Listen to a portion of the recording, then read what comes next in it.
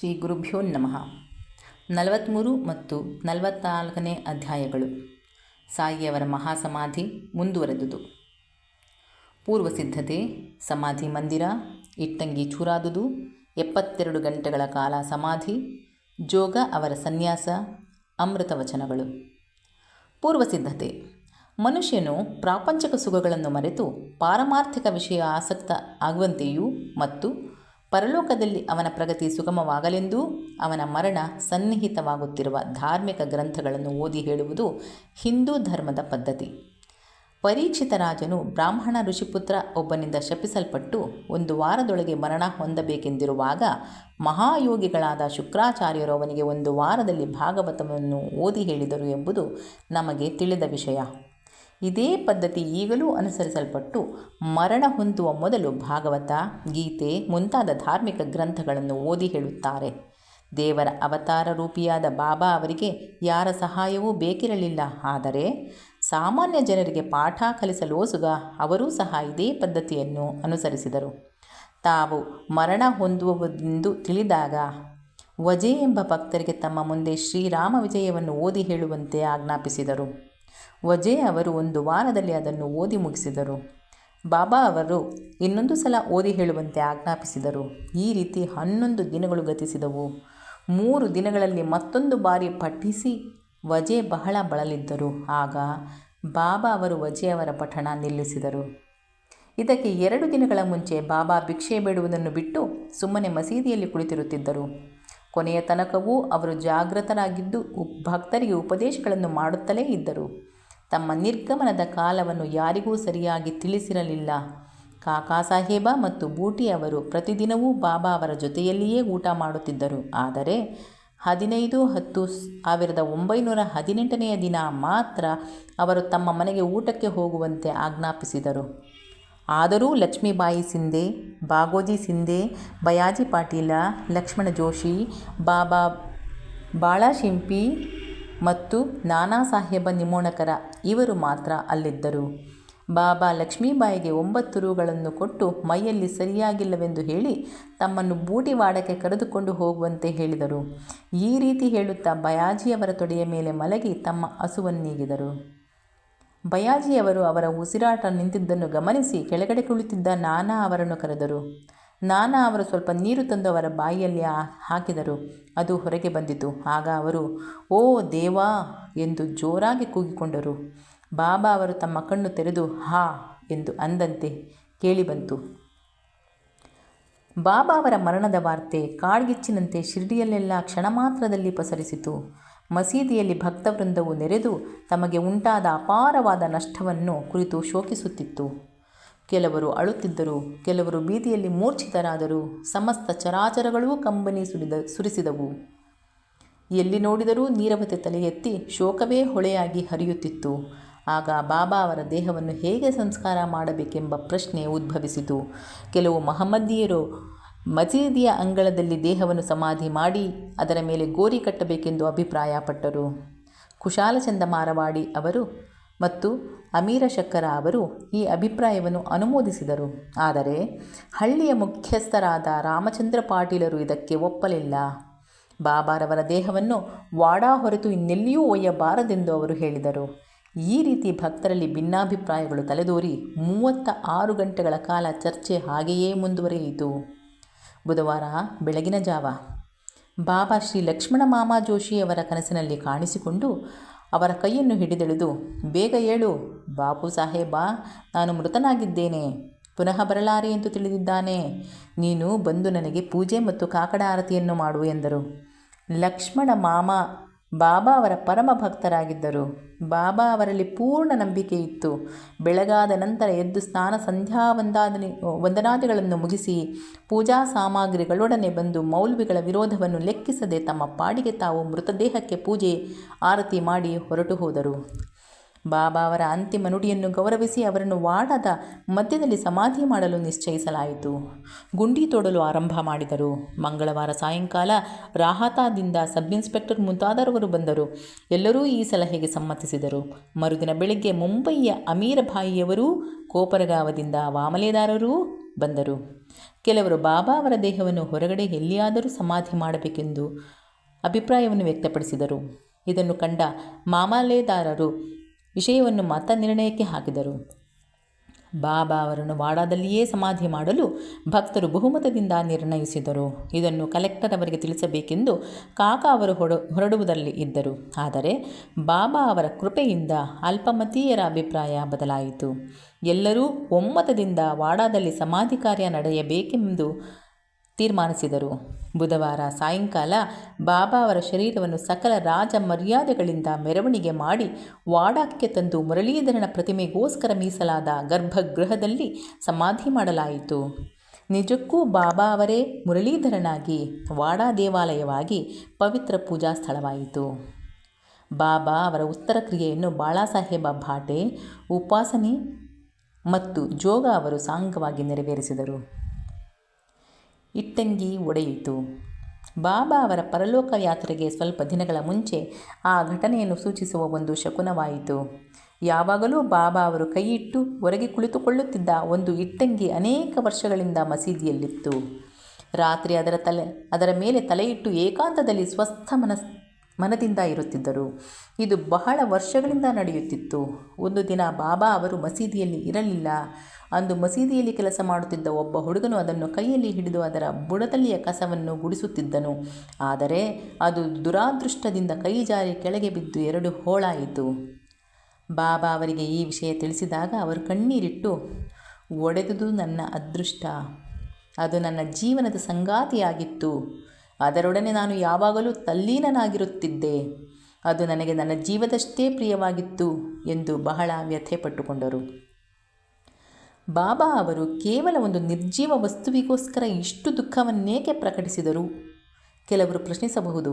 ಅದಕ್ಕೆ ಹೇಮಾಡ ಪಂತರು ಸಂತರು ಬಡವರನ್ನು ಮತ್ತು ಅಶಕ್ತರನ್ನು ರಕ್ಷಿಸುವ ಧ್ಯೇಯದಿಂದ ಅವತರಿಸುತ್ತಾರೆ. ಹೀಗೆ ಅವತರಿಸಿದಾಗ ಅವರು ಸಾಮಾನ್ಯ ಜನರೊಡನೆ ಬೆರೆತು ಅವರಂತೆಯೇ ವರ್ತಿಸುತ್ತಾರೆ. ಅಂದರೆ ಅವರು ಬಾಹ್ಯದಲ್ಲಿ ಎಲ್ಲರಂತೆಯೂ ಆಟವಾಡುತ್ತಾ, ನಗುತ್ತಾ, ದುಃಖಿಸುತ್ತಾ ಇರುತ್ತಾರೆ. ಆದರೆ ಅಂತರಂಗದಲ್ಲಿ ಮಾತ್ರ ತಮ್ಮ ಧ್ಯೇಯದ ಬಗ್ಗೆ ಜಾಗೃತರಾಗಿರುತ್ತಾರೆ ಎಂದು ಹೇಳಿದ್ದಾರೆ. 3 ದಿನಗಳ ಮಹಾ ಸಮಾಧಿ. ಅದಕ್ಕೆ 32 ವರ್ಷಗಳ ಹಿಂದೆ, ಅಂದರೆ ಸುಮಾರು 1886ರಲ್ಲಿ ಬಾಬಾ ಅವರು ತಮ್ಮ ಸೀಮಾರೇಖೆಯನ್ನು ದಾಟುವ ಪ್ರಯತ್ನ ಮಾಡಿದರು. ಮಾರ್ಗಶೀರ್ಷ ಶುದ್ಧ ಪೌರ್ಣಮಿಯ ದಿನ ಬಾಬಾ ಅವರು ದಮ್ಮಿನಿಂದ ನರಳುತ್ತಿದ್ದರು. ಅದನ್ನು ನಿರ್ಮೂಲಗೊಳಿಸಲು ಬಾಬಾ ಅವರು ತಮ್ಮ ಪ್ರಾಣವನ್ನು ಮೇಲಕ್ಕೆ ತೆಗೆದುಕೊಂಡು ಸಮಾಧಿ ಸ್ಥಿತಿಗೆ ಹೋಗಲು ನಿರ್ಧರಿಸಿದರು. ಆಗ ಅವರು ಭಗತ ಮಾಳಸಾಪತಿಯವರಿಗೆ, ನನ್ನ ದೇಹವನ್ನು 3 ದಿನಗಳ ತನಕ ಕಾಪಾಡು, ನಾನು ಮರಳಿ ಬಂದರೆ ಸರಿ, ಇಲ್ಲದಿದ್ದರೆ ಆ ಅಂಗಳವನ್ನು ಕೈಮಾಡಿ ತೋರಿಸಿ ನನ್ನನ್ನು ಹೂಳಿಬಿಡು, ಗುರುತಿಗೋಸ್ಕರ ಅಲ್ಲಿ 2 ಧ್ವಜಗಳನ್ನು ನೆಡು ಎಂದು ಹೇಳಿ ರಾತ್ರಿ 10 ಗಂಟೆಗೆ ನಿಸ್ತೇಜರಾಗಿ ಬಿದ್ದರು. ಅವರ ಪ್ರಾಣವು ಶರೀರವನ್ನು ಬಿಟ್ಟು ಹೋದಂತೆ ಕಂಡುಬಂದಿತು. ಎಲ್ಲ ಜನರೂ ಬಾಬಾ ಅವರು ತೋರಿಸಿದ ಜಾಗದಲ್ಲಿ ಅವರ ಶರೀರವನ್ನು ಹೂಳಲು ನಿರ್ಧರಿಸಿದರು. ಆದರೆ ಮಾಳಸಾಪತಿಯವರು ಅದನ್ನು ತಡೆದರು. ಬಾಬಾ ಅವರನ್ನು ತೊಡೆಯ ಮೇಲಿರಿಸಿಕೊಂಡು 3 ದಿನ ಕಾಯ್ದರು. 3 ದಿನಗಳು ಕಳೆದವು. ನಂತರ ಬೆಳಿಗ್ಗೆ 3 ಗಂಟೆಗೆ ಹೊತ್ತಿಗೆ ಬಾಬಾ ಅವರಿಗೆ ಜೀವಕಳೆ ಬಂದಿತು. ಉಸಿರಾಟ ಆರಂಭವಾಯಿತು. ಕಣ್ಣು ತೆರೆದು ಎಚ್ಚರವಾಗಿ ಯಥಾಸ್ಥಿತಿಗೆ ಬಂದರು. ಇದರಿಂದ ಬಾಬಾ ಅವರು 3.5 ಅಡಿ ದೇಹದಲ್ಲಿ ಜೀವಿಸಿ ನಂತರ ಅದನ್ನು ತ್ಯಜಿಸಿ ಹೊರಟು ಹೋದರೆ ಅಥವಾ ಜೀವಾತ್ಮದಲ್ಲಿ ಜಾಗೃತರಾಗಿದ್ದರೆ ಎಂಬುದನ್ನು ನಾವು ಊಹಿಸಬಹುದು. ಈ ದೇಹವು ನಶ್ವರವಾದದ್ದು, ಕ್ಷಣಿಕವಾದದ್ದು. ಆದರೆ ಅಂತರಂಗದಲ್ಲಿಯ ಆತ್ಮವು ಅಮರವಾದದ್ದು. ಈ ಶುದ್ಧ ಚೈತನ್ಯ ಸ್ವರೂಪವೇ ಬ್ರಹ್ಮಜ್ಞಾನ. ಅದು ಇಂದ್ರಿಯಗಳ ನಿಯಾಮಕ ವಸ್ತು. ಆ ವಸ್ತುವೇ ಸಾಯಿ. ಇದು ವಿಶ್ವದ ಚರಾಚರವೆಲ್ಲವನ್ನೂ ವ್ಯಾಪಿಸಿರುತ್ತದೆ. ಇದಿಲ್ಲದ ಸ್ಥಳವಿಲ್ಲ. ತಮ್ಮ ಧ್ಯೇಯವನ್ನು ಸಾಧಿಸಲೋಸುಗ ದೇಹವನ್ನು ಧರಿಸಿ ಅದನ್ನು ಸಾಧಿಸಿದ ನಂತರ ದೇಹವನ್ನು ಬಿಸುಟಿ ಬಾಬಾ ಅನಂತರಾದರು. ಬಾಬಾ ಅವರು ನಿತ್ಯರು. ಅವರ ಮರಣವು ಕೇವಲ ಬಾಹ್ಯರೂಪವಾದದ್ದು.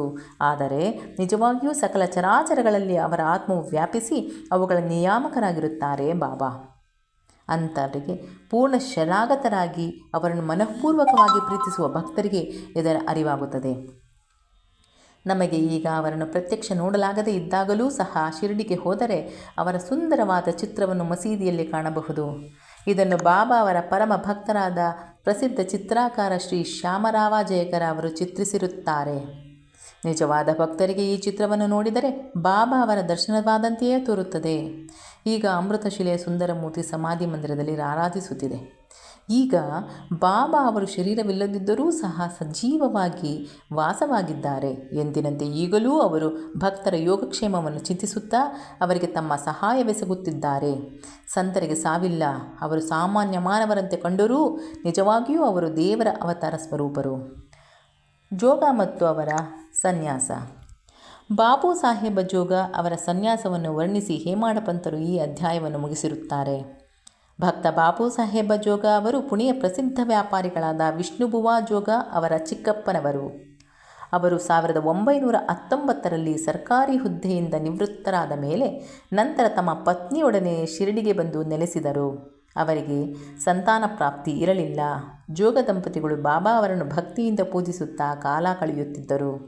ಮೇಘ ಅವರ ಮರಣದ ನಂತರ ಬಾಪು ಅವರೇ ಬಾಬಾ ಅವರಿಗೆ ಮಸೀದಿಯಲ್ಲಿ ಆರತಿ ಮುಂತಾದವುಗಳನ್ನು ಮಾಡುತ್ತಿದ್ದರು. ಇದು ಅವರ ಸಮಾಧಿ ತನಕ ನಡೆಯಿತು. ಜ್ಞಾನೇಶ್ವರಿ ಮತ್ತು ಏಕನಾಥ ಭಾಗವತವನ್ನು ಓದಿ ಅರ್ಥ ವಿವರಿಸುವ ಕೆಲಸವೂ ಇವರ ಪಾಲಿಗೆ ಬಂದಿತು.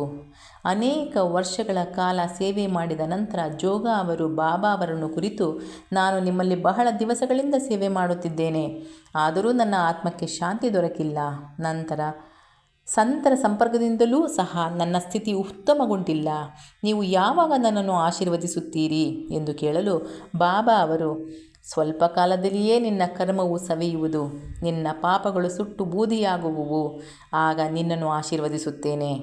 ನೀನು ಆಗ ಅರಿಷಡ್ವರ್ಗಗಳಿಂದ ಮುಕ್ತನಾಗುವೆ ಎಂದು ಸನ್ಯಾಸವನ್ನು ಸ್ವೀಕರಿಸು ಮತ್ತು ದೇವರ ಸೇವೆ ಮಾಡು ಎಂದು ಉತ್ತರಿಸಿದರು. ಕೆಲವು ದಿನಗಳ ನಂತರ ಬಾಬಾ ಅವರ ಮಾತುಗಳು ನಿಜವಾದವು. ಅವರ ಪತ್ನಿಯು ಮೃತಳಾದಳು. ಅವರಿಗೆ ಮಮತೆಯ ದೂರವಾಯಿತು. ಅಂದಿನಿಂದ ಸನ್ಯಾಸಾಶ್ರಮವನ್ನು ಸ್ವೀಕರಿಸಿ ತಮ್ಮ ಜೀವನದ ಗುರಿಯನ್ನು ಬಾಪು ಸಾಹೇಬ ಸಾಧಿಸಿದರು. ಬಾಬಾ ಅವರ ಅಮೃತ ವಚನಗಳು. ಯಾರು ನನ್ನನ್ನು ಪ್ರೀತಿಯಿಂದ ನೋಡಬಯಸುತ್ತಾರೆಯೋ ಅವರು ನನ್ನನ್ನು ಕಾಣುತ್ತಾರೆ. ನಾನಿಲ್ಲದ ಜಗತ್ತು ಅವರಿಗೆ ಶೂನ್ಯವಾಗಿ ಕಾಣುತ್ತದೆ. ಅವರು ನನ್ನ ಲೀಲೆಗಳ ವಿನಃ ಬೇರೆಯದನ್ನು ಹೇಳಬಯಸುವುದಿಲ್ಲ.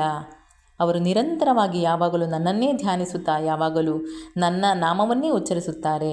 ಯಾರು ನನ್ನಲ್ಲಿ ಪೂರ್ಣ ಶರಣಾಗತಿಯನ್ನು ಹೊಂದಿ ನನ್ನನ್ನೇ ಸ್ಮರಿಸುತ್ತಾರೆಯೋ ಅವರಿಗೆ ನಾನು ಚಿರಋಣಿ. ಅವರಿಗೆ ಮುಕ್ತಿಯನ್ನು ದೊರಕಿಸಿಕೊಟ್ಟು ನಾನು ಋಣಮುಕ್ತನಾಗುತ್ತೇನೆ. ಯಾರು ನನ್ನನ್ನು ಸದಾ ಧ್ಯಾನಿಸುತ್ತಾ ನನಗೆ ಮೊದಲು ಅರ್ಪಿಸದೆ ತಾವು ಏನನ್ನೂ ಸ್ವೀಕರಿಸುವುದಿಲ್ಲವೋ ಅಂಥವರ ಅಧೀನನು ನಾನು. ಯಾರು ನನ್ನನ್ನು ಅವಲಂಬಿಸಿರುವರೋ ಅವರು ನದಿಯ ಸಮುದ್ರವನ್ನು ಸೇರಿ ಅದರೊಡನೆ ಐಕ್ಯವಾಗುವಂತೆ ನನ್ನನ್ನು ಸೇರಿ ನನ್ನಲ್ಲಿ ಐಕ್ಯವಾಗುತ್ತಾರೆ. ನೀವು ನಿಮ್ಮ ಅಹಂಭಾವಗಳನ್ನು ತ್ಯಜಿಸಿ ನನಗೆ ಶರಣಾಗತರಾಗಿ ಎಂದು ಬಾಬಾ ಅವರು ಮಸೀದಿಯಲ್ಲಿ ಆಗಾಗ್ಗೆ ನುಡಿಯುತ್ತಿದ್ದರು. ನಾನು ಯಾರು? ಬಾಬಾ ಅವರು ಅನೇಕ ಸಾರಿ ನಾನು ಯಾರು ಎಂದು ಕೇಳುತ್ತಿದ್ದರು. ನೀವು ನನ್ನನ್ನು ಹುಡುಕಿಕೊಂಡು ಎಲ್ಲಿಗೂ ಹೋಗಬೇಕಿಲ್ಲ.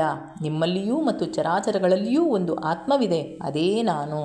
ಇದನ್ನು ತಿಳಿದು ನನ್ನನ್ನು ನಿಮ್ಮ ಅಂತರಂಗದಲ್ಲಿ ರಕ್ಷಿಸಿರಿ ಮತ್ತು ಸಕಲ ಚರಾಚರಗಳಲ್ಲಿಯೂ ನನ್ನನ್ನು ನೋಡಿರಿ. ಇದನ್ನು ನೀವು ಮನನ ಮಾಡಿದರೆ ಸರ್ವಜ್ಞತ್ವವು ಅರಿತು ನನ್ನಲ್ಲಿ ಲೀನವಾಗುತ್ತೀರಿ ಎಂದು ಬಾಬಾ ಹೇಳಿರುತ್ತಾರೆ.